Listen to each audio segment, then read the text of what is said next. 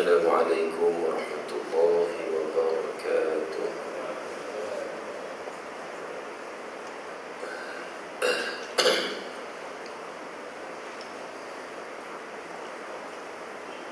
Alhamdulillahi rabbil alamin. Lakal hamdu hatta tarda, wa lakal hamdu idza radit, wa lakal hamdu ba'da ar-ridha. أشهد أن لا إله إلا الله وحده لا شريك له وأشهد أن محمدا عبده ورسوله وصفيه من خلقه وخليله بلغ الرسالة وأدى الأمانة ونصح الأمة وجاهد في سبيل الله حق جهاده. اللهم صل وسلم وبارك على سيدنا محمد وعلى آله وصحبه أجمعين ومن سار على نهجه ومن تمسك بشريعته ومن اهتدى بهديه واستنى بسنته إلى يوم الدين. أما بعد. Alhamdulillah, mula-mula sekali kita sama-sama rafakkan banyak-banyak kesyukuran pada Allah Subhanahu wa taala, kerana Allah Taala masih lagi berikan kepada kita semua ini nikmat iman dan juga Islam. Dan pagi ini Allah beri nikmat kita duduk dalam majlis ilmu. Allah beri peluang kepada kita semua untuk sembahyang solat subuh berjemaah. Mudah-mudahan hidayah dan nikmat ini Allah Ta'ala kekalkan kepada kita sampailah bila-bila, sehinggalah kalau boleh kita mati bertemu dengan Allah dalam keadaan ketaatan seperti ini. Amin ya rabbal alamin. InsyaAllah pagi ini tuan-tuan sekalian, kita akan menafsirkan ayat daripada Al-Quran Karim, iaitulah saya petik daripada suratul Hujurat, bermula daripada ayat 6 sehinggalah ayat yang ke-7 insya-Allah. A'udzu billahi minasyaitonir rajim. Bismillahirrahmanirrahim. Ya ayyuhalladzina amanu in ja'akum fasiqun binaba'in fatabayyanu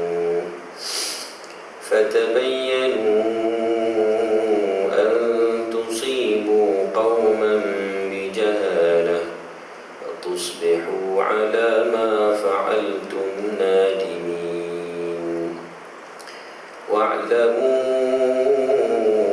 أن فيكم رسول الله لو يطيعكم في كثير من الأمر لعنتم ولكن الله حبب إليكم الإيمان وزينه في قلوبكم وكره إليكم الكفر والفسوق والعصيان أولئك هم الراشدون. صدق الله العظيم. Firman Allah Subhanahu wa taala dalam ayat yang kita baca ini, Allah Taala berfirman, wahai orang-orang yang beriman, jika seseorang yang fasik itu datang kepadamu membawa suatu berita, maka telitilah kebenarannya, supaya kamu tidak mencelakakan suatu kaum kerana kebodohan yang akhirnya membawa kepada penyesalan. Dan ketahuilah bahawa di tengah-tengah kamu adanya Rasulullah sallallahu alaihi wasallam. Kalau dia, yakni Rasulullah, menuruti segala kemahuan kamu dalam banyak perkara, pasti akan menyusahkan kamu. Tetapi Allah Ta'ala itu menjadikan kamu cinta kepada keimanan dan menjadikan iman itu indah bertapak dalam hati kamu. serta menjadikan kamu benci kepada kekafiran, kefasikan dan penderhakaan. Mereka itulah orang-orang yang mengikuti jalan yang lurus. Sadaqallahul azim.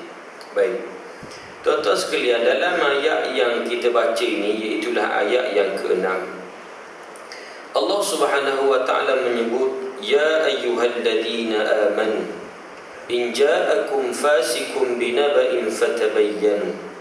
Wahai orang-orang yang beriman, jika sekiranya datang kepada kamu orang yang fasik, maka membawa satu berita, maka selidikilah ia terlebih dahulu.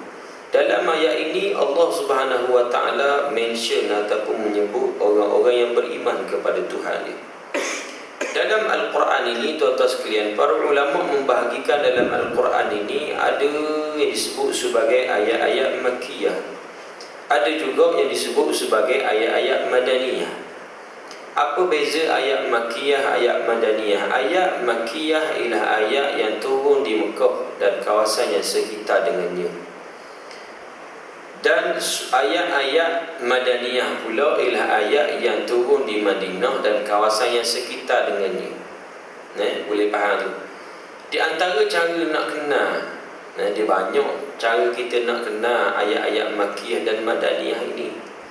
Antara cara-cara kita nak kenal ayat-ayat Makkiyah, Allah Subhanahu wa ta'ala biasanya Allah menggunakan ayat-ayat Makkiyah ini dengan memulakan perkataan tersebut dengan Ya ayyuhan nas.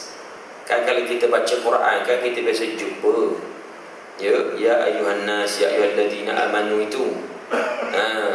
Kalau Ya ayyuhan nas, makna kita cari manusia, kita cam ayat ni ialah di antara ayat-ayat Makkiyah. Manakala bila kita dengar saja ayat Quran menyebut Ya ayyuhalladzina amanu, maka di sana kita faham ini ialah antara ayat-ayat Madaniyah. Allah mention pada orang beriman, tidak pada semua manusia. Sebab apa di Mekah Allah Ta'ala sebut Ya ayyuhan nas, tidak Ya ayyuhalladzina amanu? Kita faham dakwah Nabi SAW pada peringkat awalnya berlaku di Mekah Al-Mukarramah. Orang Mekah ni, tuan-tuan sekalian, ramai dalam kalangan mereka yang syirik kepada Allah, sehingga kita sebut musyrikin Mekah, yang menyembah berhala, yang tidak beriman kepada Allah. Dan Nabi, banyak dakwah Nabi SAW sewaktu di Mekah hanya tertumpu kepada perkara yang berhubung kait dengan akidah, tauhid, nak suruh orang ni kembali menyembah Allah Subhanahu wa ta'ala. Nabi tidak lagi bercakap soal-soal syariat yang lain, puasa, semayang, tidak lagi. Tapi hanya cakap tentang supaya mereka ni mengesahkan Allah Subhanahu wa ta'ala. Kerana urusan mentauhidkan Allah, urusan nak membetulkan akidah ini menjadi tanggungjawab bagi semua manusia, bukan golongan tertentu saja, semua manusia. Bila sebut manusia, maka tak kira lah orang ni dia orang Arab ke, sama ada dia orang Arab, orang Quraisy ke, orang hamba Habsyi ke, orang Parsi ke, orang Rom ke, orang Melayu ke, Cina ke, India ke, sebut saja manusia, maka dia bertanggungjawab ke atas ayat yang Allah Ta'ala nak beritahu kepada dia. Kerana itu di Mekah banyak Allah menggunakan ayat Ya ayyuhan nas, wahai sekalian manusia. Tuhan beri faham kepada semua manusia, termasuklah kita orang Melayu ni manusia juga ke, kita Melayu ni bukan manusia. Maka Allah Ta'ala sebut Ya ayyuhan nas, wahai sekalian manusia. Antara ayat yang biasa kita dengar, Allah Ta'ala kata Ya ayyuhan nas u'budu rabbakumul ladzi khalaqakum walladzina min qablikum la'allakum tattaqun. Wahai sekalian manusia, sembah olehmu akan Tuhan kamu. Tengok, maksud mentauhidkan Allah. Daripada dulu orang ni, orang Mekah ni sembah berhala. Yang ada di sekitar Kaabah, yang ada di sekitar Masjidil Haram tersebut, mereka menyembah berhala. Dan ada agama-agama yang terdahulu yang menyembah api, yang menyembah matahari dan sebagainya. Allah Subhanahu wa ta'ala nak membersihkan daripada segala pahaman-pahaman akidah yang mengarut. Allah Ta'ala kata kepada dia, hei sekalian manusia, u'budu rabbakum, sembah olehmu akan Tuhan kamu yang menjadikan kamu, yang menjadikan orang sebelum daripada kamu. Tujuannya supaya kamu kembali bertakwa kepada Allah Subhanahu wa ta'ala. Ni dakwah Nabi di Mekah tertumpu pada perkara tersebut. Jadi lepas ni kalau tuan-tuan jumpa ayat-ayat ayuhan nas, faham lalu makna ni ialah sebahagian daripada ayat-ayat Makkiyah. Antara cara nak kenal lagi ayat Makkiyah, biasanya Allah Ta'ala banyak menyentuh dalam surah ataupun ayat tersebut berkaitan dengan perkara yang berlaku pada hari kiamat. Biasanya ayat-ayat Makkiyah ni dia banyak duduk pada juzuk yang ke-30. Kalau tuan-tuan perhati molek boleh faham tak? Jadi kalau tidur mampu tak faham tuan-tuan, jangan tidur. Subuh-subuh ni Allah suka sungguh tidur. Semalam tidur dah, ke tak tidur belakang malam ni tahajud. Muka macam bangun kecing lah ke bukan tahajud ni.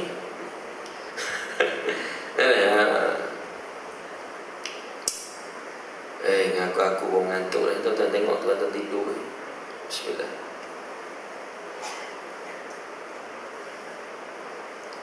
Bila jumpa dengan ayat-ayat ayuhan nas, kita faham ni ayat Makkiyah. Dan biasanya juzuk yang ke-30 ni banyak membicarakan Allah menyentuh tentang kiamat. Suratul Naba, An-Nazi'at, semua ni tentang hari kiamat ni. Maknanya ini di antara surah ataupun ayat-ayat Makkiyah. Ayat Madaniyah pula ialah ayat yang turun di Madinah, dan biasanya Allah Ta'ala menyentuh banyaknya isi kandungan dalam surah-surah Madaniyah ataupun ayat-ayat Madaniyah. Inilah perkara yang berhubung kait dengan tasyri', iaitu berhubung kait dengan syariat Allah Subhanahu wa Ta'ala. Sama ada dari sudut fiqhnya, sama ada dari sudut akhlaknya, adabnya, politiknya, banyak disebut di dalam ayat-ayat Madaniyah. Setelah masyarakat Islam di Madinah itu sudah pun beriman kepada Allah Subhanahu wa Ta'ala. Maka ayat yang sedang kita baca ini di antara ayat-ayat Madaniyah. Allah Ta'ala beritahu kepada wahai orang-orang yang beriman, in ja'akum fasikum binaba'in fatabayyanu, jika sekiranya telah datang kepada kamu seseorang yang fasik itu membawa satu berita, fatabayyanu, hendaklah kamu bertabayyun. Makna kaji selidik dulu, jangan terus percaya tentang berita yang dibawa oleh orang fasik. Menurut sebahagian para ulama, ada yang meriwayatkan tentang sebab turunnya ayat ini. Sebahagian ulama mengatakan bahawa ayat ini turun kepada salah seorang sahabat Nabi sallallahu alaihi wasallam yang namanya Al-Walid bin Uqbah bin Abi Mu'aid. Al-Walid ni seorang sahabat Nabi yang diutuskan oleh Nabi sallallahu alaihi wasallam menjadi wakil kepada Rasulullah supaya pungut zakat terhadap penduduk kaum Bani Mustalik namanya. Al-Walid ni tuan-tuan sekalian, dia anak kepada Uqbah bin Abi Mu'aid. Uqbah bin Abi Mu'aid, kalau tuan-tuan baca sirah, dia antara pegawai-pegawai yang terlibat bersama-sama dengan Abu Jahal untuk menjahanamkan Islam, untuk lawan ajaran Nabi, untuk lawan perjuangan Nabi sallallahu alaihi wasallam. Namanya Uqbah bin Abi Mu'aid. Kalau ayat tafsir yang kita baca sebelum daripada ini, Uqbah bin Abi Mu'aid dia pernah memeluk Islam. Dia pernah memeluk Islam ketika mana Nabi pergi ke rumah dia, peluk Islam. Peluk Islam tu kerana malu muka. Nabi pergi rumah dia, Nabi tak makan makanan yang dihidangkan. Sebab bagi orang Arab ni tuan-tuan sekalian, dia cukup pantang, cukup malu kalaulah maknanya bila tetamu dia mari ke rumah dan dihidangkan makanan pada tetamu dia ni pula tak nak makan, tak nak jamak makanan tersebut. Orang Arab cukup aib, cukup malu bagi dia.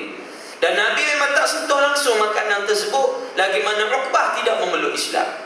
Jadi Uqbah bila tidak ada pilihan, dia peluk Islam, tapi peluk Islam dalam keadaan pura-pura. Dan akhir sekali, kalau kita baca kitab tafsir, kata silap di ayat dalam surah Al-Furqan, wa yawma ya'addu adh-dhalimu 'ala yadayhi yaqulu ya laitani ittakhadhtu ma'ar rasuli sabila. Ni ayat ni. Uqbah bin Abi Mu'aid pernah ludah di muka Nabi sallallahu alaihi wasallam. Kerana benci pada Nabi, kerana dihasut oleh kawan dia namanya Ubay bin Khalaf, akhirnya dia ludah muka Nabi sallallahu alaihi wasallam. Ni Uqbah bin Abi Mu'aid, orang yang jahat, dan mati dalam peperangan Badar. Tak mati dalam peperangan Badar, dia mati ketika menjadi tawanan dalam peperangan Badar. dipancung oleh Sayyidina Ali karramallahu wajah kepalanya. Ini Uqbah bin Abi Mu'ayyid. Namun anaknya Al-Walid memeluk Islam. Walaupun ayahnya kafir, tapi anaknya memeluk Islam. Sebab itu tuan-tuan sekalian, kita ni tak boleh nak jamin. Walaupun kita ni baik, kadang-kadang anak kita belum tentu baik. Kadang-kadang anak ayah ustaz, anak ustaz injing je lah. Bukan ustaz pun, anak kadang-kadang curi. Kadang-kadang ayah jahat, isyak lada, anak ulama. Kadang ada. Sebab iman itu dia tak dapat diwarisi. Iman ini hanyalah milik Allah Subhanahu wa ta'ala, yang Allah boleh bagi pada siapa-siapa juga yang Allah Ta'ala nak. Abu Jahal, orang yang paling kuat lawan Islam, tapi anaknya Ikrimah memeluk Islam. Lepas tu dah pelik, ayah jahat, tapi anak ni Masya Allah hafal Quran dan sebagainya. Ya, demikianlah apa yang berlaku kepada Uqbah bin Abi Al-Walid bin Uqbah bin Abi Mu'ayyid. Ayahnya kuat menentang Islam sehingga mati dalam keadaan kekufuran, tapi anaknya Al-Walid memeluk Islam. Al-Walid diberi kepercayaan oleh Nabi SAW supaya menjadi wakil kepada Nabi, kutip zakat daripada penduduk kaum Bani Mustalik. Kaum Bani Mustalik ini asal-asalnya tidak Islam. Bila tertarik dengan dakwah yang dibawa oleh Nabi SAW, lalu kaum Bani Mustalik semua sekali memeluk Islam. Pemimpinnya Al-Haris. Al-Haris ialah bapa mertua kepada Nabi SAW. Kerana Nabi SAW pernah berkahwin, menikahi salah seorang wanita daripada kaum Bani Mustalik, iaitu Juwairiyah binti Haris, Ummul Mukminin. Juwairiyah binti Haris. Jadi Haris ini ketuanya berjanji kepada Nabi SAW nak pungut zakat daripada kaum Bani Mustalik, iaitu kaum dia sendiri, dan akhir sekali serahkan pungutan tersebut kepada Nabi SAW. Nabi tak dapat pergi. Nabi utuskan Al-Walid menjadi wakil kepada Rasulullah untuk ambil zakat. Lalu Al-Walid pergi dengan bawa amanah Nabi SAW. Bila Al-Walid pergi, sampai saja ke perkampungan Bani Mustalik, akhir sekali dia tak pergi terus. Bahkan dia setengah riwayat menyebut dia hanya bersembunyi daripada jauh. Dia tengok keadaan kaum Bani Mustalik. Dia tak berani nak pergi berhadapan dengan kaum Bani Mustalik. Menurut satu riwayat, ada yang mengatakan bahawa di zaman jahiliyah dia ada kes dengan kaum Bani Mustalik.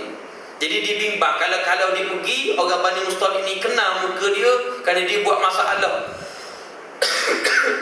Pada satu ketika dulu, dibimbangi, takut-takut orang kaum Bani Mustalik ni bunuh dia. Jadi dia tengok daripada jauh, dia perhati daripada jauh, nak pergi tak berani. Dan dicampur pula dengan hasutan syaitan. Syaitan ni, iblis duduk bisik pada telinga dia, jangan pergi, nanti kaum Bani Mustalik akan menyerang kamu, akan bunuh kamu. Dia takut nak pergi. Jadi Al-Walid yang diutuskan oleh Nabi ni tak berani sampai ke sudah nak pergi. Lalu dia balik semula kepada Nabi SAW. Al-Walid balik pada Nabi SAW. Bila Nabi tanya, dia kata, sesungguhnya kaum Bani Mustalik telah pun murtad. Nampak ni? Dia tak pergi pun, tapi dituduh kaum Bani Mustalik telah pun murtad. Ini Al-Walid. Dia pergi jumpa Nabi, menurut satu riwayat dia tak kata kaum Bani Mustalik murtad, tapi dia kata kaum Bani Mustalik nak menyerang dia, nak membunuh dia sewaktu dia nak pungut zakat tersebut. Sedangkan dia tak pergi pun, dia hanya intai daripada jauh saja. Ini menunjukkan bahawa Al-Walid bin Uqbah bin Abi Mu'ayyid menyampaikan berita palsu kepada Nabi SAW. Nabi bila dengar terkejut. Ada kena sabar, janji nak bayar zakat, tiba-tiba murtad pula. Lalu kerana geramnya sangat, Nabi SAW mengutuskan Khalid Al-Walid. Khalid Al-Walid ini panglima tentera Islam. Khalid Al-Walid diutuskan oleh Nabi SAW bersama dengan tentera-tentera Islam yang lain supaya pergi serang kaum Bani Mustalik yang dikatakan murtad tadi. Sebab orang murtad ni kena diperangi. Orang murtad ni hukumnya hukum membunuh. Mazhab Syafi'i, zaman sekarang ni ada mazhab Syafi'i beri waktu tempoh 3 hari. Lagi tak bertaubat dalam masa 3 hari, bunuh orang murtad yang tak ada arah dah. Bismillah. Tak maaf tuan-tuan, saya tekak tak apa jadi. Lepas Ramadan itu hari tekak ni dia batuk. Kalau tuan-tuan ada petua-petua yang boleh, orang kata makan madu, saya makan habis botol madu tak jadi. Bakal dia nak suruh bermadu, tu tak pasti juga. Bimbang. Jadi tuan-tuan sekalian, itulah keadaan dia mana. Jadi mengajar slow-slow sudah pagi ni saya bukan dia, saya bimbang kalau mengajar slow tuan-tuan tidur. Suka-suka lah tidur. Aku tak faham hari ni tidur, hari ni tidur, nak mati tidur ni. Slow-slow dah lah. Bami, mikrofon dengar mikrofon. Apa? Tidak biasa mengajar slow-slow ni. Bila Al-Walid bin Uqbah bin Abi Mu'aid menyampaikan berita palsu, Nabi SAW utuskan Khalid Al-Walid. Jangan tukar nama tu, dia lik belaka. Tu nama Al-Walid bin Uqbah bin Abi Mu'aid, ni nama Khalid Al-Walid. Jangan salah faham. Khalid Al-Walid diutuskan Nabi ke kaum Bani Mustalik nak pergi serang sebab dikatakan murtad. Tapi Nabi pesan, Nabi kata sebelum daripada kamu serang dia, kamu selidik dulu, tengok dulu, cek dulu betul tidak dia murtad. Khalid Al-Walid setelah sampai kepada kaum tersebut, tolak pada waktu malam lepas isyak, cadang-cadang nak serang menjelang subuh. Bila dia tengok daripada jauh, masuk waktu subuh, Khalid Al-Walid tiba-tiba mendengar laungan azan. Dengar azan kuat, terkejut dia, kata murtad macam mana melaungkan azan. Lepas laungkan azan, dia orang semayang pula berjemaah ramai-ramai di masjid. Lagilah pelik, katanya murtad, tiba-tiba semayang. Kalau semayang mana Islam, mana boleh kita bunuh dia. Tengok muncul Khalid Al-Walid, tak serang terus, tapi dia tengok intai dulu, selidik dulu. Lalu balik semula kepada Rasulullah. Ya Rasulullah, macam mana aku nak serang? Dia orang ni orang semayang. Waktu itu Allah menurunkan ayat ini. Siapakah Al-Walid bin Uqbah bin Abi Mu'aid? Seorang sahabat Nabi yang menjadi fasik kerana membawa berita yang palsu, kerana membawa berita yang tidak sebenar. Allah mengatakan, ya ayyuhalladzina amanu in ja'akum fasikum binaba'in fatabayyanu an tusibu qauman bijahalatin fatusbihu 'ala ma fa'altum nadimin. Katanya Allah, wahai orang-orang yang beriman, menegur Al-Walid, memberi pengajaran kepada seluruh umat Islam hari ini. Wahai orang-orang yang beriman, jika sekiranya datang kepada kamu satu-satu berita, orang yang fasik membawa berita yang tidak sebenar, maka selidikilah ia dahulu. Telitilah ia, tasabut, buat satu penelitian. Dibimbangi kalau kamu ambil percaya terus berita tersebut, antusibu qauman bijahalah, kamu akan memberi musibah kepada satu kaum kerana kebodohan kamu. Dibimbangi kerana berita yang salah kita terima dan kita percaya, tiba-tiba kita ambil tindakan kerana berita tersebut. Tindakan itu takut-takut memberi mudarat kepada orang yang tidak bersalah. Macam Al-Walid, macam Khalid Al-Walid, dia teliti dulu. Kalau Nabi ni terus percaya terhadap berita Al-Walid bawa utusan yang dikatakan murtad tadi tu, kalau Nabi terus percaya, kalau Nabi perintah kepada Khalid Al-Walid supaya serang terus, tidak ke berdosa Khalid Al-Walid? Tidak ke tersilap serang? Kerana kaum Bani Mustalik tidak murtad, tapi diselidiki terlebih dahulu. Maka dengan sebab itu tuan-tuan sekalian, ayat ini Allah Ta'ala nak ajar kita bahawa sesungguhnya seseorang itu boleh menjadi fasik dengan sebab bawa berita yang tidak benar. Seseorang itu boleh menjadi fasik dengan sebab bawa berita yang tidak diketahui kebenarannya. Sebab itu tuan-tuan sekalian, kita jangan mudah-mudah nak menyebarkan berita yang tidak benar. Orang yang menyebarkan berita palsu ini, tuan-tuan sekalian, berita yang tidak sebenar ini, berat hukumannya. Pernah satu ketika waktu Nabi SAW tengah kuliah subuh dengan para sahabat ni, Nabi cerita, Nabi kata, aku bermimpi semalam. Mimpi Nabi ini mimpi yang benar, bukan macam mimpi kita mimpi ngaru. Nabi SAW mimpi yang benar. Nabi kata, aku mimpi semalam, aku dibawa berjalan oleh dua orang malaikat, Jibril dan Mikal. Malaikat Jibril dengan malaikat Mikail mari bawa pergi berjalan di alam barzakh. Nabi tengok di alam barzakh ramai dalam kalangan umat Rasulullah ini kena azab dalam kubur. Ada yang kena azab dengan sebab tinggal semayang. Ada yang kena azab sebab kencing dia, basuh tak cuci dan sebagainya. Ada yang kena azab dengan sebab tolak hukum Allah Subhanahu wa taala. Dan ada dalam kalangan mereka yang Nabi tengok mereka diazab oleh Allah Subhanahu wa taala dengan sebab membawa berita-berita yang palsu, menyebarkan berita-berita yang tidak diketahui kebenarannya. Dalam kalangan mereka ada yang mengambil besi daripada neraka, dicangkukkan ke dagu, tembus ke pipi. Dia ambil, dicangkuk belah hidung, tembus ke mata.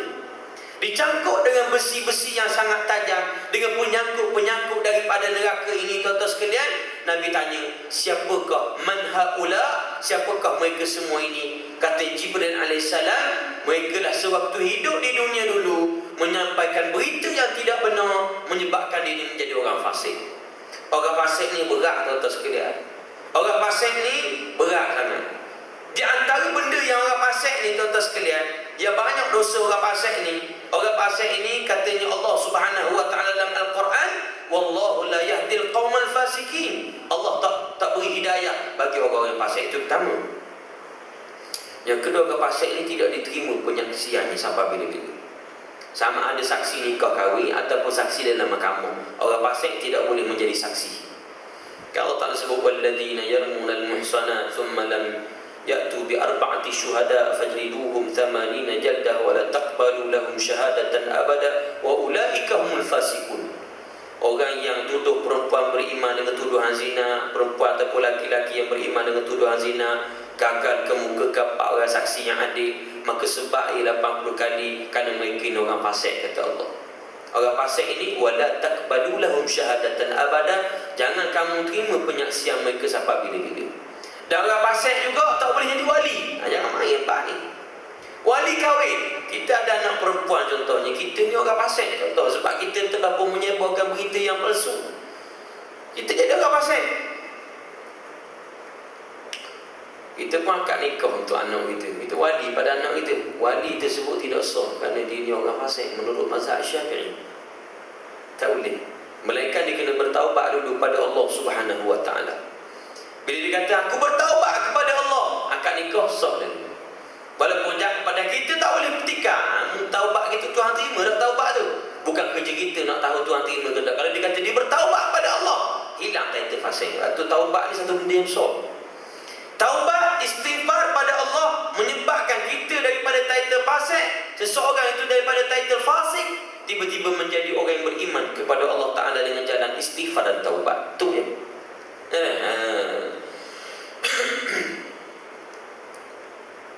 Maka bila sampai satu berita, fatabayyan, kena betul-betul bertabayyun. Tambah-tambah pula zaman sekarang ini, zaman teknologi moden canggih sangat, lebih besarlah lagi fitnah-fitnah yang akan berlaku. Ya.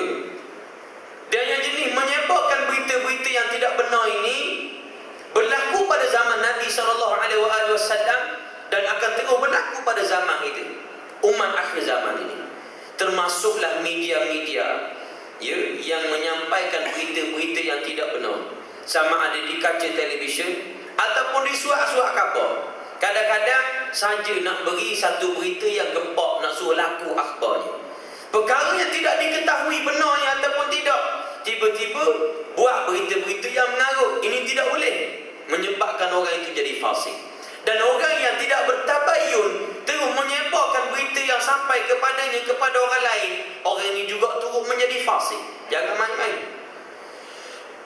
Sebab itu Nabi SAW mengajar kita supaya apa-apa berita yang kita dapat, kita selidik terlebih dahulu. Kalau berita tersebut berkaitan dengan batang tubuh seseorang, contohnya orang fitnah, kita dapat berita dia ni, umpama contohlah, dia ni curi tabung masjid ni, dia nampak itu dia semayang depan tabung. Lepas tu tengok tak ada orang ni cokeh tabung. Kawan tu silap awak masuk duit 50, ingat nak masuk 10 je. Saat dah masuk 50, dia cokeh lah. Mudah. Cokeh tahu cokeh. Cokeh ni orang Patah Barat ni kata apa cokeh ni? Congkes, tahu congkes. Cungkil. Korek. Korek aja korek hidung tu saya tak berani nak sebut. Salah orang masuk duit. Dah, jenis orang gerku nak derma 50 sayang. Nak letak RM1. Dah RM1 biru. Ni 50 pun biru. Tukar. Tertukar. Tengok-tengok salah orang masuk 50. Sayangnya 50 kata dia. Ambil besi okey. Sini pun ada CCTV tu. Orang pun tengok, dia ni bahan duit, patutlah sekejap sebentar tukar kereta. Jahat lah. Dia pun bagi tahu kan. Tahu Dok Haji Sekepang tu. Apa je baik tu. Jahat. Kata dia. Tuan-tuan jangan khusyuk nak dengar, saya segai. Ni cerita reka ni nak bagi faham, bukan sungguh yang tuan-tuan cari apa. Bila ada ni cerita reka ni nak suruh faham. Aduh sungguh dengar.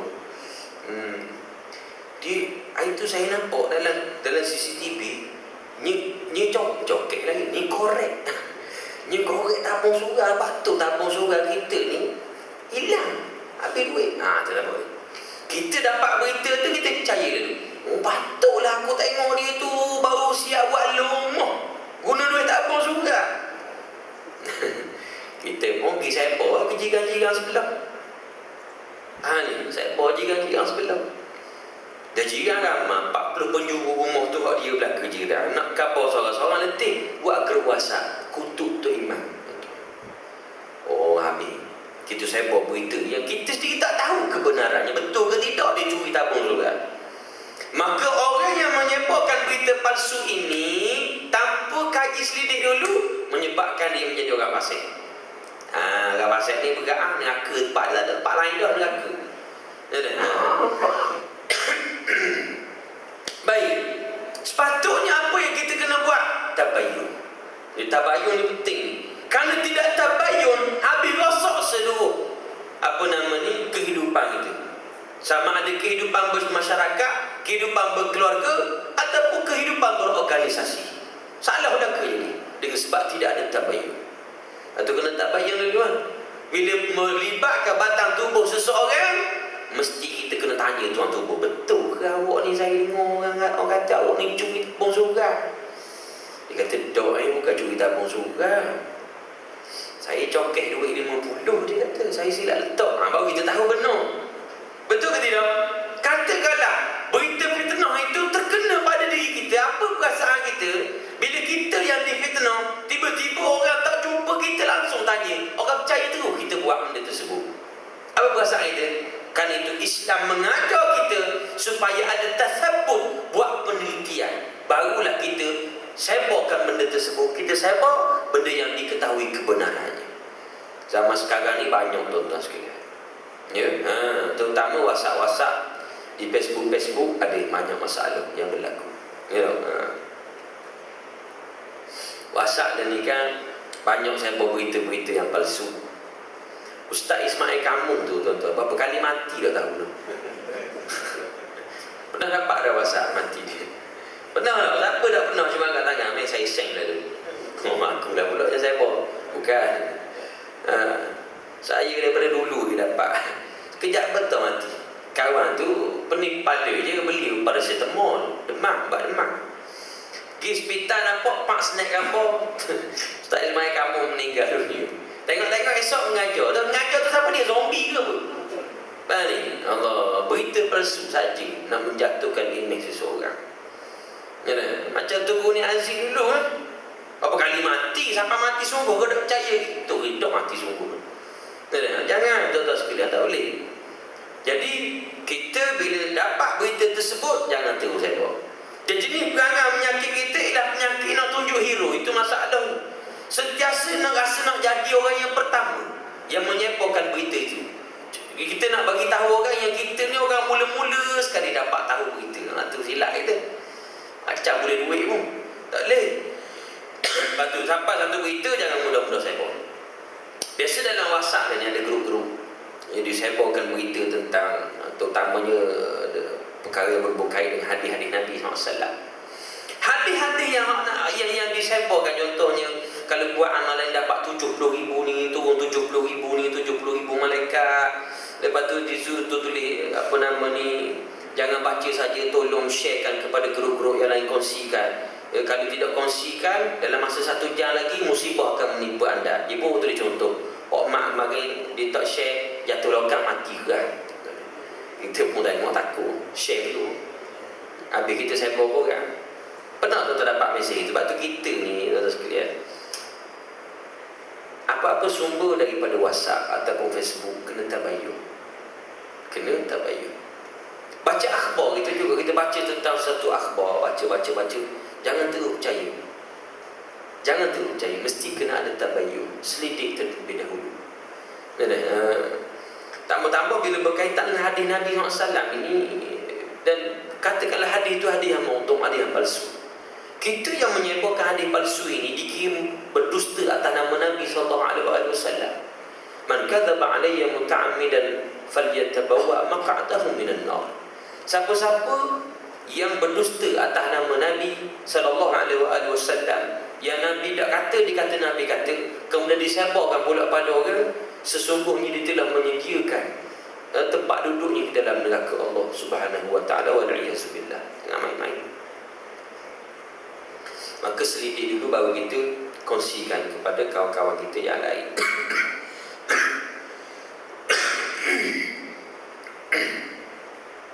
Allahu akbar. Antusibu qauman bijahalah fatusbihu ala ma fa'altum nadimin. Supaya tidak kamu menimpakan satu kaum dengan kebodohan dan kejahilan kamu, dan supaya kamu tidak menyesal terhadap perbuatan kamu itu. Kalau kita cepat terima berita tersebut dan kita tidak tabayun, maka percaya terus tuan-tuan sekalian, dan akhir sekali kita akan buat tindakan. Katakanlah orang fitnah seseorang, dia kata yang sebenarnya yang curi, yang rompok rumah kamu malam tu orang ni lah. Kita percaya, dan kita sekali pun tidak bertabayun, kita pakai percaya terus, kita pergi reput rumah dia pula. Kita bertindak dengan sebab kebodohan kita tidak bertabayun, sedangkan bukan orang itu pun. Ini menunjukkan bahawa sesungguhnya menyampaikan berita palsu dan menyebarkan berita palsu ini menyebabkan musnahnya kehidupan masyarakat kita hari ini. Inilah yang berlaku dalam masyarakat kita. Sebab tu kena berhati-hati benar. Seterusnya Allah berfirman. Kau apa nak berhenti, tuan-tuan? Panjang ke ayat ni? Biasa kalau saya berhabis ayat ni, lepas raya tahun lepas baru habis. Nak berhenti dah ke buat? Atas tuan-tuan Melaka tadi, kalau tuan-tuan rasa mengantuk nak tidur, kita berhenti awal. Kalau rasa nak sambung, kita sambung sikit ni. Sambung ke berhenti ni?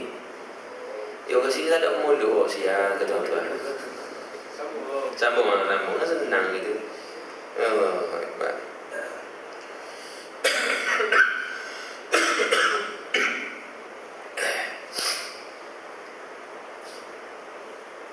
Habis ayat ni dah.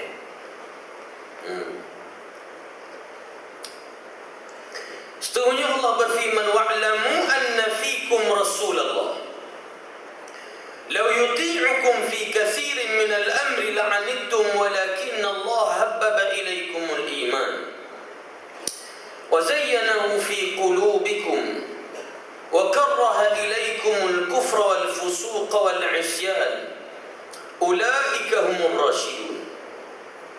Firman Allah Subhanahu wa ta'ala dalam ayat seterusnya, Allah Ta'ala kata, dan ketahuilah olehmu bahawa sesungguhnya di sisi kamu adanya Rasulullah sallallahu alaihi wasallam. Dalam ayat ini Allah menjelaskan pada kita bahawa pentingnya Nabi SAW dalam kehidupan ini. Nabi ini tuan-tuan sekalian, Allah mengutuskan Nabi sallallahu alaihi wasallam nak beri petunjuk kepada sekalian manusia. Kalau tak ada Nabi, lalu bagaimana kita nak hidup dalam keadaan mentaati perintah Allah? Batu Allah Ta'ala kata, di sisi kamu, di tengah-tengah kamu adanya Rasulullah sallallahu alaihi wasallam yang bawa kamu kepada jalan Allah menurut apa yang diwahyukan oleh Allah Ta'ala kepada dia. Walaupun zaman ini Nabi telah pun tidak ada lagi, kita tak sempat dengan Nabi SAW. Walaupun Nabi telah pun meninggal dunia, Nabi telah pun mati, tapi ajaran Nabi tidak akan mati. Walaupun Nabi telah mati, tetapi ajaran Rasulullah tidak akan mati. Hadis-hadis Nabi tidak akan mati.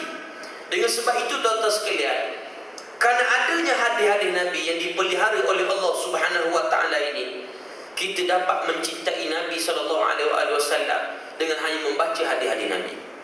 Kita ni satunya umat yang tidak sempat berjumpa dengan Nabi SAW. Tapi kerana Allah memelihara ajaran ini, Allah memelihara hadis Nabi SAW ini, bila kita baca hadis, anak-anak kita boleh kenal Rasulullah. Dan ada dalam kalangan mereka yang beriman kepada Allah sampai mereka dia rindu kepada Nabi. Sedangkan kita tak pernah tengok muka Nabi. Kita ni nak rindu pada seseorang, kurang-kurang kita ni biar tengok muka dia dulu. Tengok muka dia, kemudian lama tak tengok, rindu rasa. Tu. Tapi dalam kes Rasulullah ini dia special sikit. Kita tak pernah tengok pun wajah Nabi SAW. Kita kenal Nabi melalui hadis-hadis baginda. Kita kenal Rasulullah kerana kita mengaji hadis-hadis Nabi SAW. Kita amati segala ajaran Rasulullah SAW. Sehingga ada dalam kalangan mereka yang terlalu rindukan Nabi sampai mereka bermimpi berjumpa dengan Nabi SAW. Tak pernah tengok tapi mimpi. Ini menunjukkan bahawa sesungguhnya hebatnya hadis Nabi ini memberi petunjuk kepada kita semua. Sebab itu Rasulullah SAW mesti kita cintai lebih daripada segala-galanya. Mesti kita utamakan lebih daripada segala-galanya. Allah menyebut dalam Al-Quran, An-Nabiyyu awla bil mu'minin. Nabi itu lebih diutamakan oleh orang-orang yang beriman daripada jiwa mereka sendiri. Awla bil mu'minin min anfusihim. Lebih utama daripada orang-orang yang beriman daripada diri mereka sendiri. Ini Nabi SAW. Hadis Nabi ini dipelihara oleh Allah Subhanahu Wa Taala. Di zaman dulu hadis-hadis tidak benar dikumpulkan, dibukukan. Di hadis-hadis Nabi ni banyak tuan-tuan sekalian. Ratus-ratus ribu. Bukan setakat 40 je. Tak kita ngaji hadis 40. Kita kata hadis Nabi 40. Tak betul. Hadis Nabi ni ratus-ratus ribu. Zaman dulu orang tak benar hadis ini dikumpulkan kerana dibimbangi takut bertukar dengan Al-Quran. Sebab Quran adalah bahasa Arab. Hadis Nabi pun adalah bahasa Arab. Jadi bunyi lebih sama. Lebih kurang sama. Jadi ada ayat-ayat Quran itu takut-takut tertukar dengan hadis Nabi SAW. Ya? Maka hadis tak benar dikumpulkan. Sehinggalah setelah kewafatan Nabi SAW, ramai orang murtad. Bila ramai orang murtad, berlakunya sesebuah peperangan memerangi golongan yang murtad. Berlaku peristiwa riddah, orang murtad beramai-ramai. Kalau tak silap saya, peperangan ini diberi nama peperangan Al-Yamamah. Dalam peperangan Al-Yamamah ini, ramai orang yang hafal Quran terlibat dalam peperangan ini dan mereka gugur syahid di jalan Allah. Yang mati dalam peperangan Al-Yamamah menentang golongan murtad ini ramai dalam kalangan mereka orang Islam yang hafal Quran, sahabat-sahabat Nabi yang hafal Quran. Tengok orang dulu hafal Quran cuma Islam. Itu hafal Quran hafal saja. Sampai masa buat kerja-kerja Islam kita tinggalkan. Ini tak betul. Ya, kerana kita ni, kalau kita ni hanya hafal Quran tapi tidak beramal dengan Al-Quran, tak berjuang Islam, bukan hafiz Quran, tapi dia bagi hafizul hifzi. Dia hanya penjaga hafalan. Hafiz ni makna jaga. Dia hanya penjaga hafalan, bukan hafizul Quran, penjaga Al-Quran. Orang jaga Quran, dia jaga hafalan, dia jaga hukum hakam Allah, dia jaga hukum Allah, dia beramal dengan Al-Quran. Ni hafiz Quran yang sebenar. Kalau setakat baca sedar saja, baca Quran tilawah saja sedar, tapi tidak beramal dengan isi kandung Al-Quran, tak jadi. Ramai orang yang hafal Quran murtad mati dalam peperangan menentang orang murtad. Dibimbangi Quran itu hilang. Lalu Quran itu dikumpulkan. Panggil saki-baki para sahabat yang hafal Quran, dibukukan. Dibukukan mengikut susunan-susunan yang sehingga dari susunan yang ada pada hari ini, hasil daripada perjuangan para sahabat Nabi, ulama-ulama yang terdahulu yang membukukan Al-Quran, disempurnakan pada zaman Sayyidina Uthman bin Affan radhiyallahu anhu. Kemudian baru dibenarkan hadis-hadis dikumpulkan. Sebab Quran dah dibukukan, baru dibenar hadis-hadis dikumpulkan. Dan hadis-hadis Nabi ini ratus-ratus ribu banyak ni. Dibimbangi takut-takut tertukar, takut ada golongan yang memalsukan hadis. Maka lahirlah ulama-ulama, tokoh-tokoh hadis, ulama-ulama seperti Imam Bukhari, Muslim, An-Nasai, Tirmizi, Abu Daud, Ibnu Majah dan sebagainya, untuk mengklasifikasikan hadis-hadis ini sama ada ni hadis sahih, ni hadis dhaif, ni hadis maudhu dan sebagainya. Takut bertukar dengan hadis-hadis yang direka oleh orang-orang yang tidak bertanggungjawab. Maka hadis-hadis yang ada hari ini, yang kita duduk baca, yang kita mengaji tiap-tiap hari ini, merupakan ajaran Nabi SAW yang tak pernah akan mati sampailah ke hari kiamat. Allah menjaga hadis Nabi ini dan dijadikan sumber hukum yang paling utama dalam sesebuah negara, dalam masyarakat kita, dalam individu dalam diri kita sendiri. Quran, hadis, ijma' dan qiyas. Baik.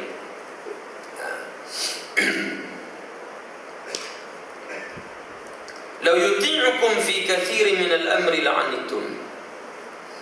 Kalau jika sekiranya Nabi SAW ini banyak menuruti kehendak dan kemahuan kamu dalam banyak perkara, pasti akan menyusahkan kamu.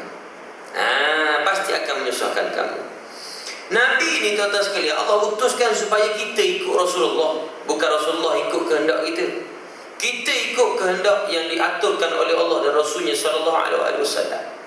Kalau Nabi ikut kehendak kita dalam banyak perkara, dunia ini akan musnah dan kehidupan kita ini akan hancur binasa. Nabi boleh ikut kita dalam beberapa perkara sahaja, terutama dalam perkara yang berkaitan dengan urusan kehidupan di dunia kita yang tak berkait dengan hukum syarak dan sebagainya. Pernah satu ketika dulu Nabi ditengok para sahabat buat mencantumkan mayang pokok tamar jantan ke mayang pokok tamar betina. Ya, tamar ni, pokok kurma ni ada jantan betina dia. Jadi buat proses kacukan supaya menghasilkan buah yang lebat, supaya menghasilkan buah yang berkualiti tinggi. Dan bila Nabi tengok sahabat buat gini, Nabi kata apa dia? Kenapa kamu tak biarkan saja pokok ni ditumbuh dengan sendirinya? Tak payah kamu nak cantum-cantumkan lagi dah. Maka sahabat ikut apa yang Nabi sebut. Bila ikut Nabi sebut, tiba-tiba tahun tersebut keluarnya buah yang dihasilkan tidak berkualiti tinggi dan tidak lebat sebagaimana tahun-tahun sebelumnya. Sahabat ambil kurma ni bawa tunjuk ke Nabi. Ya Rasulullah, tengok buah tahun ni tidak lumayan hasilnya, tidak berkualiti hasilnya. Lalu apa kata Nabi SAW pada para sahabat? Antum a'lamu bi umuri dunyakum. Kamu lebih tahu tentang urusan kehidupan di dunia kamu. Maknanya ada beberapa perkara yang Nabi boleh ikut kehendak kita. Macam kita hari ini tuan-tuan sekalian, benda tak berkaitan dengan hukum syarak yang boleh diserahkan kepada budi bicara, akal fikiran kita, itu kita boleh buat. Ya, contoh kita nak mula kuliah pukul berapa subuh ni? Takkan nak cari hadis Nabi juga mula kuliah pukul berapa? Lepas kuliah nak makan apa, nak jamu orang, nak makan apa lepas kuliah subuh? Takkan nak cari hadis Nabi juga nak masak apa? Tu boleh kita fikir dengan akal fikiran kita. Tu tak payah cari hadis Nabi, itu bergantung pada budi bicara kita. Nak bina jalan raya panjang nak berapa kilometer ni, cari hadis tak ada. Tu bergantung kepada kita punya perbincangan, tengok pada kemaslahatan. Maka Nabi tak larang dalam bab ni. Nak buat bangunan tinggi mana ikut pandangmu lah. Nak buat jalan raya panjang mana ikut pandang kita lah. Nak beli kereta ikut pandang kita. Nak beli Belfire ke, nak beli Honda City ke, nak beli, ikutlah ikut pandang. Tak payah cari hadis. Tak ada hadis yang kata kalau kamu nak beli kereta, belilah Nissan. Ada. Ikut pandang kita, ikut keadaan. Cumanya jangan menipu dalam membeli. Jangan guna duit haram. Ni hak kaitan dengan hukum syarak, wajib ikut Rasulullah. Hak tak kait tak apa. Dan kalau Nabi ikut segala kemahuan kamu dalam bab hukum syarak pun kamu nak suruh Nabi ikut, la'anitum, kamu pasti akan binasa. Sebab zaman Nabi dulu ada sebahagian sahabat nak suruh Nabi ikut kehendak dia belaka. Dalam perkara dunia baik, dalam perkara hukum syarak pun baik. Dia nak suruh Nabi ikut apa yang dia nak. Tak boleh. Pernah berlaku dulu satu ketika seorang perempuan dalam kalangan Bani Makhzum, perempuan bangsawan dalam kalangan Bani Makhzum, ditangkap kerana melakukan pencurian. Bila sabit kesalahan, dia kena hukuman had potong tangan, hudud kan? Para bangsawan bermusyawarah sama-sama dua orang. Musyawarah nak batalkan hukuman hudud, potong tangan yang dikenakan kepada perempuan ini, kerana perempuan ini bangsawan juga. Nak jaga standard lah. Komang lah kalau bangsawan kena gerak tangan bagi dia. Dia nak suruh Nabi ikut kehendak dia. Ni hukum syarak. Dia nak suruh Nabi batalkan. Nak beritahu Nabi tak berani. Akhirnya minta tolong Usamah bin Zaid, cucu angkat kesayangan Rasulullah. Pergi beritahu kepada Nabi SAW hasrat mereka untuk membatalkan hukuman ini. Usamah bin Zaid pergi jumpa dengan Rasulullah, beritahu hasrat mereka nak batalkan hukuman ini. Nabi marah. Muka Nabi berubah marah pada dia orang. Nabi kata apa dia? Atashfa' fi haddin min hududillah? Adakah kamu nak beri syafaat untuk membatalkan hukum had, hukum hudud yang telah ditentukan oleh Allah Subhanahu wa ta'ala? Menurut satu riwayat yang lain, Nabi keluar ke masjid menyampaikan ucapan di khalayak ramai. Dengan ucapan yang cukup-cukup ringkas tapi padat. Apa Nabi kata? Innama ahlakal ladhina min qablikum idza saraqat da'if qat'u wa idza saraqat syarif taraku wa imallahi law kanat Fatimah bintu Muhammadin saraqat laqata'tu yadaha. Demi Allah, sesungguhnya telah binasa umat kaum terdahulu dengan sebab bila seseorang yang lemah ditangkap kerana mencuri, kamu potong pula tangan dia. Tapi seseorang bangsawan ditangkap mencuri, kamu bebaskan dia, kamu lepaskan dia. Demi Allah, yang mana seluruh jiwaku berada di bawah kekuasaannya, kalaulah anak perempuanku Fatimah binti Muhammad ini mencuri, aku sendiri akan potong tangan dia, katanya Rasulullah. Satu ucapan yang jelas menunjukkan tidak ada kompromi dalam melaksanakan hukum Allah Subhanahu wa ta'ala. Nampak ni? Nabi beri penjelasan yang cukup hebat. Kalau Nabi ikut kehendak mereka, yang bangsawan tak dikenakan potong tangan, binasa umat akhir zaman, binasa umat yang akan datang. Tak boleh. Mencuri ni menzalimi setengah pihak yang lain. Kalau mencuri ni tidak dikenakan potong tangan kepada golongan bangsawan boleh curi bila-bila masa. Masuk curi rumah kita, tengok-tengok nak kerak tangan tak boleh. Nak dikenakan hukuman tak boleh. Sebab dia bangsawan. Habis jahanam harta benda kita. Merosakkan semua orang kerana menolak hukum Allah Subhanahu wa ta'ala. Kehancuran umat yang terdahulu disebabkan ada setengah dalam kalangan mereka yang ada pengaruh, ada jawatan, ada nama, bangsawan, kaya raya, kebal daripada undang-undang. Bila buat salah, tidak dikenakan hukuman. Bila buat satu perkara yang berkaitan dengan hukum jinayah syariah, termasuk dalam kategori hudud, tiba-tiba dibebaskan kerana dia seorang berpengaruh, dia seorang bangsawan. Hancur binasa umat terdahulu daripada kita. Maka sebab tu Nabi beri penjelasan cukup hebat. Nabi kata, kalau anak perempuan aku sendiri pun yang mencuri, aku potong tangan dia. Lepas tu kita, tuan-tuan sekalian, katakanlah kita, anak orang lain buat salah, kita sedap-sedap nak watang beri hukuman. Kenakan anak kita macam mana? Kita sanggup ke tidak? Sebagaimana yang dilakukan oleh Umar Al-Khattab radhiyallahu anhu. Sanggup sebab anak diri kerana minum arak. Sebab minum arak 40 jaldah, 40 kali sebatan sebab minum arak. Saya nak umur diri sebab anak dia tu. Bukankah sebab anak aku tak payah sebablah kamu. Tak boleh. Kerana tidak ada tolak ansur dalam melakukan hukum Islam. Yang salah tetap salah. Yang betul sampai kesalahan salah, dia kena kata salah. Sebab tu kalau Nabi ikut kehendak kamu dalam banyak perkara, musnah la'anittum, pasti akan menyusahkan dan membinasakan kamu. Jadi kita lah kena ikut Rasulullah SAW. Walakinna Allah habbaba ilaikumul iman, tetapi Allah Ta'ala menjadikan kamu cinta kepada keimanan dan menjadikan iman itu bertapak indah dalam hati kamu, serta menjadikan kamu benci kepada kekafiran, kefasikan dan penderhakaan. Mereka itulah orang-orang yang mengikuti jalan-jalan yang lurus, kata Allah Subhanahu wa ta'ala. Seterusnya Allah mengalihkan tentang perkara yang berhubung kait dengan keimanan kita pada Allah Subhanahu wa taala.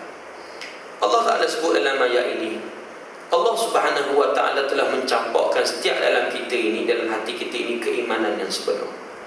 Dan Allah menjadikan iman itu indah bertapak dalam hati kita. Lepas setiap orang diberi iman oleh Allah. Ni kita boleh mari dengar hari ni, boleh mari ke masjid dengar bulan subuh ni sebab ada iman dalam hati ni. Antara mereka yang ada iman oleh Allah, yang diberi iman oleh Allah Subhanahu wa taala, bila Allah hiasi keimanan ini indah bertapak dalam jiwa ini, bila dia tengok perkara fasik, perkara kemungkaran, dia mari automatik rasa benci pada perkara tersebut. Tengok benda-benda yang haram, rasa jijik. Tengok babi, rasa jijik. Bukan telur nak makan, tapi jijik. Tengok orang minum arak, rasa kotor. Tengok benda-benda haram, rasa serabut, rasa benci dan sebagainya. Ini menandakan iman ada dalam hati kita. Ada orang bila tengok satu benda yang haram, telur nak buat juga. Ini berat, ini tanda iman itu telah hilang dalam hati kita. Tengok benda-benda yang maksiat, rasa nak buat. Tengok orang minum arak, rasa nak minum juga. Iman tidak ada lagi dalam hati ini. Kerana sifat orang yang beriman, itulah bila tengok perkara kemungkaran, jadi benci. Betul Allah Ta'ala sebut dalam ayat ini, walakinna Allah habbaba ilaikumul iman wa zayyanahu fi qulubikum wa karraha ilaikumul kufra wal fusuq wal isyan. Bila iman duduk dalam hati ini, duduk dalam hati kita, tuan-tuan sekalian, wa karraha ilaikumul kufra wal fusuq wal isyan. Kamu akan benci kepada perkara-perkara kekufuran dan kefasikan. Tengok orang tolak hukum Allah, rasa benci. Tengok orang fitnah orang, rasa serabut. Tengok orang buat maksiat pada Allah, rasa benci dalam hati ini. Ini menandakan iman ada dalam hati kita. Sebab itu tuan-tuan sekalian, iman yang Allah Ta'ala beri ini mesti kena jaga sungguh-sungguh. Setiap orang ada iman dia. Kita ni tuan-tuan sekalian, kita sangat mengharapkan iman daripada Allah, walaupun sekadar secebis keimanan yang Allah beri pada kita. Kerana boleh jadi secebis keimanan ini dan yang akan bantu kita terbebas daripada azab api neraka Allah Subhanahu wa taala. Lepas tu bila Allah beri iman pada kita, tuan-tuan sekalian, jaga sungguh-sungguh. Jangan hampakan dia, jangan lalaikan dia. Hari ini ramai orang yang tidak bersyukur terhadap nikmat iman dan Islam ini. Ramai sangat yang gila nak buat maksiat pada Allah Subhanahu wa taala. Jadi sebab tu kita nak kekalkan iman ini pada Allah Subhanahu wa taala. Yang pertama sekali, perbanyakkan zikrullah. Ingat pada Allah. Buatlah perkara-perkara yang menaikkan iman kita pada Allah. Antaranya berzikir. Kita kadang-kadang zikir ni malah. Zikir malah nak zikir. Yang kedua, perbanyakkan fikir tentang kebesaran Allah Subhanahu wa taala. Kalau Nabi sebut tafakkaru fi khalqillah wa la tafakkaru fi zatillah. Fikirlah tentang ciptaan Allah, kebesaran Allah. Jangan kamu fikir tentang zat Allah ni, jangan. Fikir tentang kebesaran Allah yang boleh menaikkan iman kita pada Allah Subhanahu wa taala. Dan antara ciptaan Allah yang paling dekat dengan kita itu diri kita sendiri. Cuba fikir Allah Taala buat kita mata. Bagaimana mata kita ni tuan-tuan sekalian, ada 2 biji tapi boleh tengok luar. Bagaimana Allah jadikan tangan ini ada jari, ada 5. Macam mana kalau Allah buat jari ada satu jari. Satu jari. Tu makin dia mau. Satu jari. Nak pegang tak boleh. Tapi Allah buat 5. Tengok diri kita, fikir boleh menaikkan iman kita pada Allah Subhanahu wa taala. Ni cara nak jaga iman. Fikir tentang kebesaran Allah. Jangan fikir jauh, diri kita sendiri. Allah buat kening. Kening ni biasa je. Tapi cuba bayangkan muka kita tak ada kening. Kudus sepah macam alien. Bulu mata kecil. Benda yang kadang-kadang kita tak perasan, tak lepas pandang. Bulu mata. Katakanlah kita tak ada bulu mata. Oh, kelakar muka kita. Kelakar ada bulu mata. Tak percaya, balikkan kerak-kerak. Buang tengok bulu mata tak ada. Macam bodoh muka kita. Betul tidak?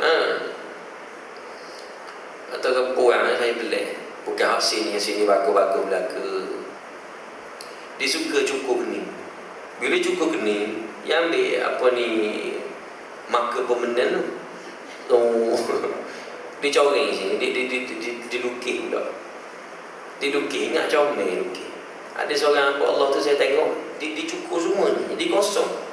Memang huduh sangat. Lepas tu dia buat berombok, kening dia buat berombok. Macam setan tu. Bukan nak kata lah tak salah buat gitu ni. baru nipis kita fikir sikit. Itu tak masuk lagi ciptaan Allah lain. Semut, tahu semut. Orang putih dia kaji semut, dia buat masuk kamera dalam lubang semut, sarang semut. Ya Allah, semut ni hebat. Macam sebuah kerajaan dibina. Macam sebuah kerajaan yang sangat besar dengan ada sidandungnya, parlimen semua sekali adalah. Dia buat. Diketuai oleh seorang permaisuri. Tengok National Geographic. Ni tengok cerita drama semua. Lepas Kabali, Kabalu. Lepas Kabalu, Kabalu. Tengoklah National Geographic. Jangan-jangan sekali tengok rimau kejar kuda kejar rimau kejar kuda, singa kejar tikus. Tengok benda-benda ciptaan Allah ni. Semut ni tuan-tuan sekalian, dalam tu bila di zoom dalam tu kita boleh tengok suasana kehidupan dia orang. Bekerja lebih hebat daripada orang Melayu ni. Orang Melayu bapak malah tuan-tuan sekalian. Nak pergi kerja pun malah, kuliah pun tidur, Melayu punya hal. Tapi tuan-tuan sekalian, semut ni dibawa makanan ni, ambil makanan, kumpul setempat, kumpul seorang pun tidak korak. Semut tengok ni, kita boleh ambil pengajaran daripada semut ciptaan Allah. Tuan-tuan tengok dia zoom, dia ambil makanan, katakanlah kita ada makanan, dia dikutip makanan, jujur, dia beratur. Dia macam ada lain dia. Tak ada pun macam kita kan, kalau dekat duta tu 100 lain dia. Pakat bebu. Tak, semut ni dia pandai dia susun. Kalau satu lain, dia satu lain. Kalau bertempur sama sendiri, dia akan peluk cium. Tanya khabar. Kita sama-sama tak iman jumpa buat masak muka. Bodoh pada semut lagi. Semut ni dia bawa makanan kan. Dia bawa makanan. Dia kumpul setempat. Dia tunggu permaisuri dia yang agih-agihkan makanan secara adil. Tak ada pun semut ni bila dia ambil makanan buat pergi makan seorang belakang bukit makan. Puak. Tak ada. Hak jenis perangai, hak jenis suka ambil harta orang ni manusia. Nampak ni? Semut hebat. Dia disusun jalan-jalan tu. Comel ya Allah. Itu semut bila orang zoom kamera. Lebah. Banyak lagi ni. Beruk, tikus, ular. Nak nak bercakap lah ke? Fikir sendiri kan kebesaran Allah Subhanahu wa ta'ala. Jadi menunjukkan bahawa iman ini nak jaga melalui dengan cara fikir kebesaran Allah Azza wa Jalla. Barulah iman itu sentiasa bertapak dalam hati kita. Nak jaga iman ni payah. Doa pada Allah. Allahumma thabbit ilaina al-iman wa zayyinhu fi qulubina.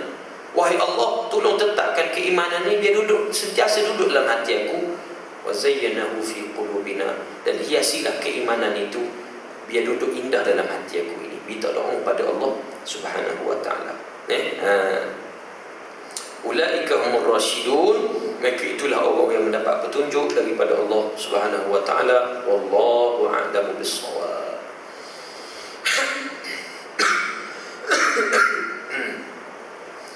Cukup sekadar itu dulu tuan-tuan sekalian. Kuliah kita pada subuh pagi ni. Minta maaf lah tuan-tuan sekalian, terkasar bahasa timbul perasaan. Kadang-kadang suara tak jelas tu, minta maaf ni, saya pun batuk. Tak boleh nak ejah suara ni. Akhir sekali macam biasalah, saya nak pohon sumbangan untuk madrasah kita di Terengganu. Kita tuan-tuan sekalian, saya ni tak boleh nak berhenti cari sumbangan untuk madrasah ni. Sebab kalau kita tak cari sumbangan ni, maka budak-budak ni kira pakai tak makan. Maintenance kita bulan-bulan RM60,000 lebih. Maintenance bulan-bulan. Staf gaji, staf 20 orang. Gaji 1,000 seorang. 1,000 tu kecil tuan-tuan sekalian. Nak hidup zaman learning ni, 1,000 tu macam RM1 je. Jadi 20,000 dah. Makan saja untuk madrasah kita ni, makan anak-anak yatim ni tuan-tuan sekalian, RM20,000 lebih. Tahun lepas 15 hari. Tahun ni 20 lebih. Sebab kita pelajar kita sekarang dah 142 orang, 140 orang lebih kurang. Maka makan tu 20,000 lebih. Jadi semua sekali kalau kita ikut elektrik semua sekali 60,000. Jadi tuan-tuan sekalian, siapa-siapa nak menyumbang untuk tujuan ini, infak fisabilillah. Tuan-tuan orang yang faham Islam, orang yang tahu kelebihan sedekah ni, gitulah. Siapa-siapa nak baik pun boleh. Saya alu-alukan minta nombor akaun dengan saya kejap lagi. Boleh hapus jadah, bentang jadah boleh. Saya lupa nak bawa tabung tadi. Kalau dia nak beri pun boleh bentang. Saya pun faham subuh-subuhnya orang tak bawa duit biasanya.